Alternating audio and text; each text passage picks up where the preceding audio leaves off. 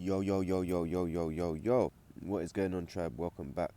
It's your boy RED, hitting you up with another video. If you're new to my channel, welcome. So, gang, this is going to be one of them educational videos um, from stuff from my journey and stuff that, I don't know, yeah, stuff that I've just been going through and on my healing journey and stuff like that. So I thought, yeah, I'll share the message. Well, it's not really a message. It's not a message. It's some of the healing. There might be a part of the message in it as well. Some of it actually was message. To be fair, um, yeah. So we'll just go with it, and yeah, see how it goes anyway. But yeah, had to do some writing, and I'm currently ill as well, so my voice is probably a bit messed up. So I've got this special potion, as I call it. It's like honey, lemon, ginger, garlic, cayenne pepper, honey, and cayenne pepper. Madness. But anyway, yeah, we'll begin anyway. All right, gang. So, mo, all right, let me I've got to stop shutting myself down because this is a part of my healing as well, not shutting myself down and just being able to speak freely. Yeah. All right. So, most of us who's on the journey, the inner world journey, a lot of us are doing a lot of ancestral healing work, right? And this is breaking patterns, breaking um, family history. There's a lot of things that goes into ancestral healing, and I don't know. There's a lot of us who's on the journey. Well, the part of the collective that I'm in or working with is doing ancestral healing as well, man. And it can be very it's a long it's long it's long, and then when you start working on yourself and stuff, you start seeing certain dynamics and certain patterns, and it's like, okay, all right, cool. And yeah, a lot of us, if you're on the journey, have been somewhat born into dysfunctional families, and we're the cycle breaker. Yeah, we are the one in the in the families that the ancestors are waiting on. Like, we are the black sheep. If something's not resonating with us, we will speak out about it, right? Because we're truth speakers. And from my experience, it felt like a lot of suppressing. Yeah, it feels like I've been suppressed over the years, and it's like, this is not not being able to take up space. And in a lot of black or Caribbean households, we are seen and not heard, or we're raised to be seen and not heard, and it's like, that's not who I am. Yeah, that's not who I am. So then you kind of, yeah, you grow up, and then you get what's it called, conditioned a certain way, and then you go to school and it's more programming, and then you start losing touch with yourself. You start losing your inner child and stuff like that. And it's like, the more work you start doing on yourself, you start tapping more into the inner child, yeah, and starting to see how certain things are running. 33 333 on the clock. But anyway, so there was a lot of us on the journey that was born into dysfunctional families, yeah, and then we kind of grew up thinking the dysfunctional is normal, right? So then when we get out into the grown world or whatever, we think that certain behaviors and certain things, or carrying ourselves a certain way or speaking a certain way, is acceptable, right? Because we grew up with it and think it's normal. But some of it is not actually normal. When you start stepping back from it and seeing certain how things operate in family settings, right? It's like, this is not actually normal, yeah. And we're not coming from a place of judging, because yeah, it's very triggering, yeah, very triggering, the ancestral stuff. And we're not trying to judge. Everyone's on their own individual journey, and everyone's trying to heal, and we get that, yeah, I hear that, but it is very triggering, yeah, when certain patterns are remaining the same. Anyway, so yeah, most of us kind of was born into a dysfunctional family, and we think certain things and behaviors is normal, yeah, and it's not normal. Yeah. um, okay. Yeah. Okay. There we go. Um, yeah. And then, hold on, where are we going with this? Hold on.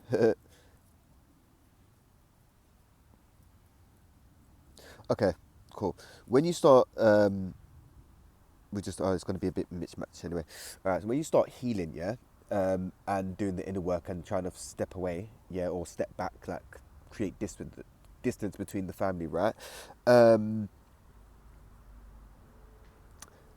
some family members will expect you to stay in a certain role, right? So there's different roles you can play in a family, right? There's the rescuer, the helper, the martyr, the know-it-all. There's certain roles or whatever that are just delegated to in families, right?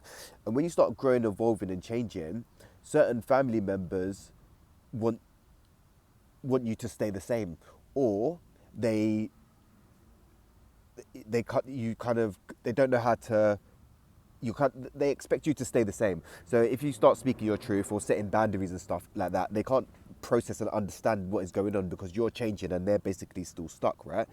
And it's like, but things are meant to grow and evolve and change, not stay the same, right?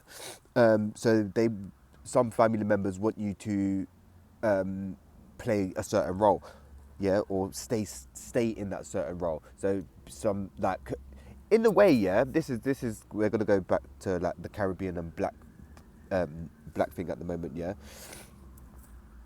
Being able to express how you're feeling or what is going on for you, sometimes the older generation take it as disrespect, and it's like, hold on a minute, I am allowed to have an opinion, yeah, and I'm allowed to dislike stuff, yeah, if that makes sense. So there's always been this kind of power struggle in like Caribbean and black households, right? Maybe Latino households as well. I'm not speaking. I'm just speaking for my background, right? I'm not, because yeah, not being racist, black people and white people grew up very differently. Like black people, we used to get beaten and stuff, and white people, I'm not saying you didn't get beaten, but it's like it was kind of drilled into us or programmed into us. Like, oh yeah, if you can't heal, you must feel. You can't hear, you must feel, and stuff like that. And it's like, discipline your kid. You got to beat them in line. Yeah. Okay. All right. Cool. So anyway, um, yeah, so a lot of we're working a bit backward. I'm trying to be mindful on the battery. No, the space, because this bloody storage thing. So anyway, so yeah, anyway, going backwards anyway. So a lot of the programming and certain traits and stuff evolved from slavery, right? And I please you guys, white people can read it as well, not being racist. But black people, yeah, even Latinos, because you are black as well. But like the Dominicans, me not black, me Dominican. You know what I'm saying? It's like, yeah, dude, you're black, yeah, just because you got a different hair color, texture or whatever. But anyway, yeah, a lot of the programming started from them. So yeah, you guys read a book. It's called How to Make a Slave by Willie Lynch. Yeah, check that out. And a lot of the programming kind of stem from them, because like we've like been very traumatized, and it goes down the generations, right? And for what generation was it? Oh, I think it's Gen. Is it, what generation is it? Is it Gen X? No, there we go. The silent generation, yeah. That's my nan's generation, yeah. Yeah, my nan's generation. So my nan's generation, all her sisters and stuff like that, they used to live up to like 100, and well, I think one of them is 100 at the moment actually, and they're 100, yeah. And if you think slavery only ended in 1917, right? So that's only 3 generations away. That's not that long if you think about it. So a lot of the programming is still embedded. It's like hardwired into us, if that makes sense. And we're trying to undo that. Um, so yeah, a lot of it is undoing programming. Like, oh yeah, people think, oh yeah, Caribbean food is real nice. Oh yeah, yeah, but they don't know that most of them are slave dishes. Yeah, oxtail and cow foot and chicken foot. They're all slave dishes. We had to make do with what we had to do, and we season it up so it tastes good. Yeah, we survive. We're survivors, isn't it? So anyway, yeah, that generation, they're very much stuck in their ways, and the programming, not all of them, but a good majority of them are stuck in their ways. They got this mentality of, oh, you should come to me kind of thing. and it's that it feels like this kind of superiority. It's like, okay, like you may be older, but where's the wisdom? Yeah, I don't know. Some of you guys may want to check out a group that I go to. It's called ACA, Adult Children of Dysfunctional Families. They do online meetings and in-person meetings. It's a 12-step program. You don't have to follow the 12 steps. You can just attend and talk about your experiences. But anyway, there's a lot of them. Just yeah, they're probably adult children as well. They are adult children, to be fair. But yeah, you can have age, but you can still be immature, if that makes sense. So you can be older, but still be immature, if that makes sense. And they got this the was it Gen X? Yeah, Gen X and the silent generation. The silent generation was just after World War Two, so them lot had it hard as well, and the depression and all that. So they had a lot going on, right? But then they had that stuff going on, and then the Gen X's, which is very interesting because I made a song called Gen X like about a month ago, right? But it wasn't actually dedicated to this generation. It's just somehow actually just tied it into it. Like when I said Gen X, I meant us for Generation X, like Malcolm X, if that makes sense, yeah.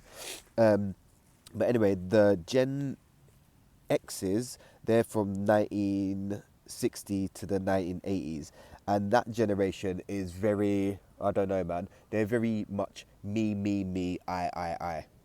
If that makes sense. Well, this is what I've been experiencing. Yeah, that's what I wonder. Come, come, come, come, say hello. I called a bee yesterday, and it landed on me. Meow. You gonna come? I haven't got battery for this. Yeah, I ain't got storage for this. Like, you're just are you strolling over? Come on, babes. Come say hello. Hola. ¿Cómo estás?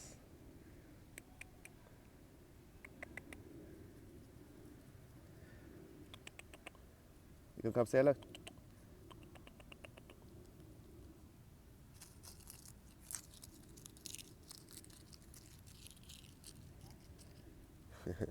Literally there. But yeah, anyway, that generation, yeah, that generation, they're very much me, I. I'm very stuck in their ways. Um, so I don't know how trying to navigate that generation is a bit mad. Yeah, I don't know. But also, it's very. This is just coming up. The video is a bit scattered, but people think the healing isn't easy, right?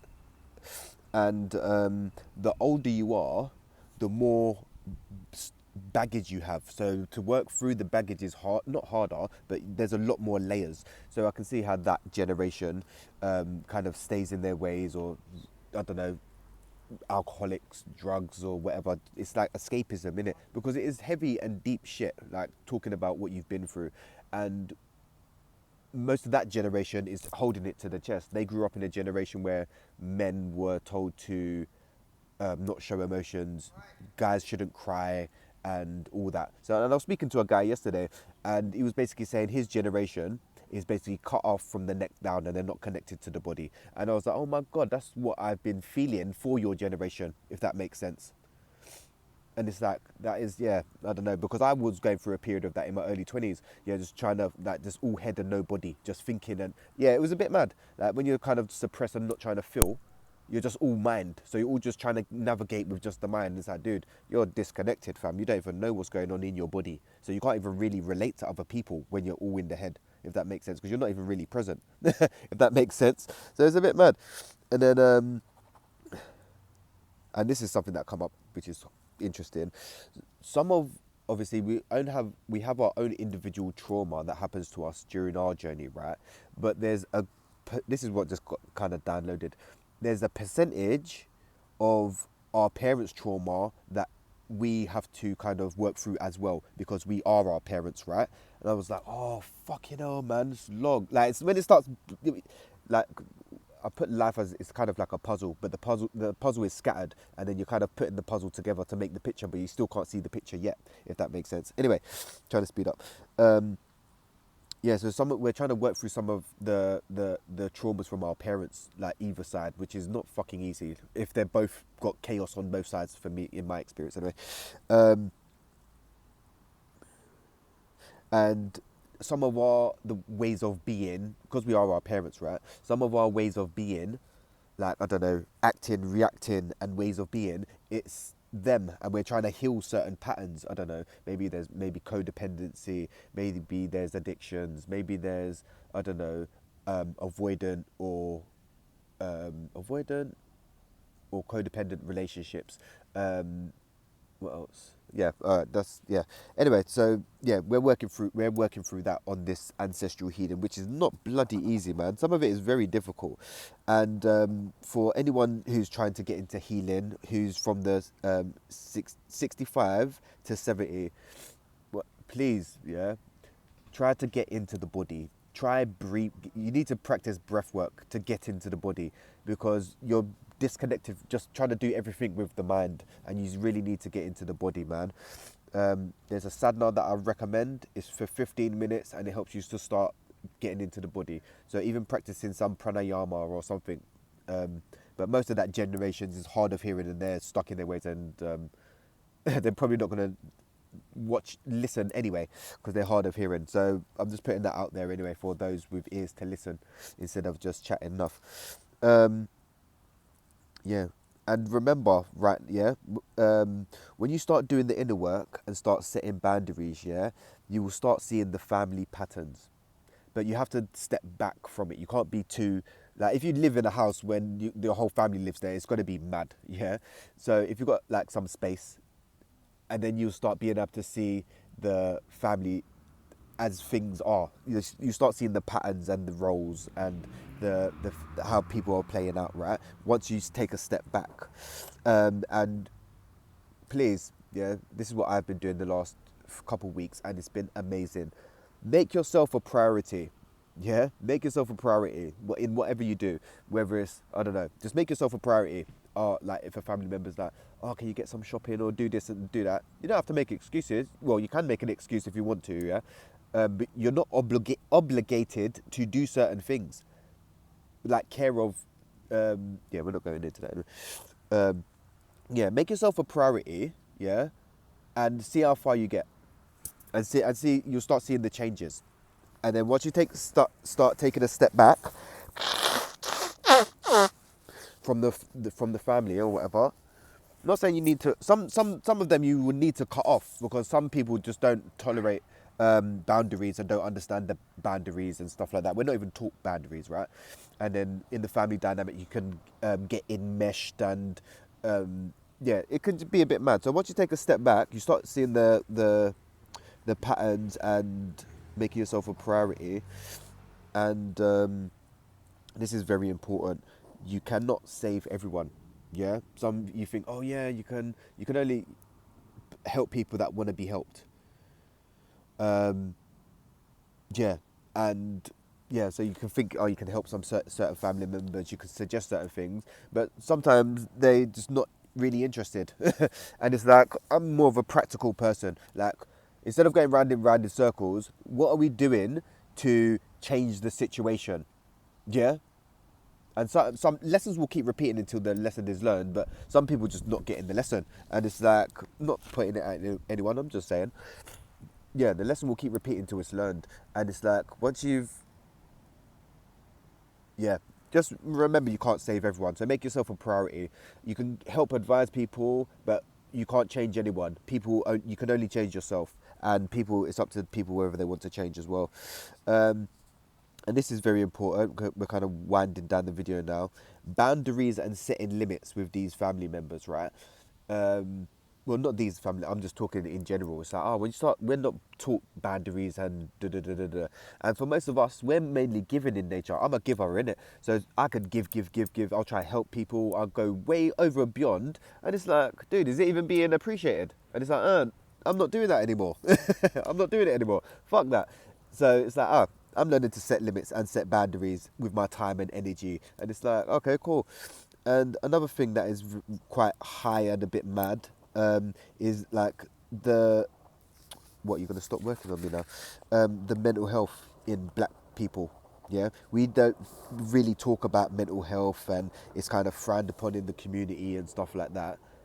Or no, yeah, no, they're fine. No, they ain't got nothing wrong with them. It's like, dude, like, what is wrong with someone being depressed? What is wrong with someone um, feeling anxious? And a good majority of this is wicked, yeah. A good majority of us black children grew up having well, not grew up, have well, somewhat had ADHD, so a bit wild and reckless, jumping around, and we got it kind of beaten out of us. Yeah, yeah. So yeah, so we're dealing with a lot. Sit down, shut up, or whatever, jumping off the walls and that, and it's like, right, yeah. Anyway, so this pen has decided to die on me. Anyway, but yeah. So the mental health thing, man. We need to talk about the mental health, man, because in black communities we don't talk about it, and it's like it is out there. It affects everybody, but we don't talk about it. We got to crack on like wrong and strong and be a martyr and do it all solo, and it's like why, why? But it's all from the trauma, like all slavery and how society, the system is and stuff like that. So yeah, we are fighters and we're gonna keep riding it out. But things need to yeah, it's just trauma. We've been every kind of race has had a lot of trauma, but black people especially, we've had a lot of trauma, and I don't think it gets acknowledged. You know, yeah, it really doesn't get acknowledged. They want us to crack on, and it's like, dude, crack on. It's still fucking hardwired into our nervous system, like, and the genes, if that makes sense. So yeah. But yeah, anyway, gang. Yeah, that's the video about ancestral trauma, man. So if you can relate to the video or go through your own ancestral healing, hit the comments and let me know, man. Let me know what you're currently going through. Have you learned to set boundaries? Have you been learning to speak up for yourself and stuff like that? Because I'm interested. Because a lot of us are going through this, and it's yeah, it's a bit mad. Yeah, it's a bit mad. But yeah, anyway, gang, I'm gonna keep it short and sweet because it's already 20 minutes and it was meant to be a short one. So yeah, gang, I'm gonna love you and leave you anyway. Peace, love, and light, tribe.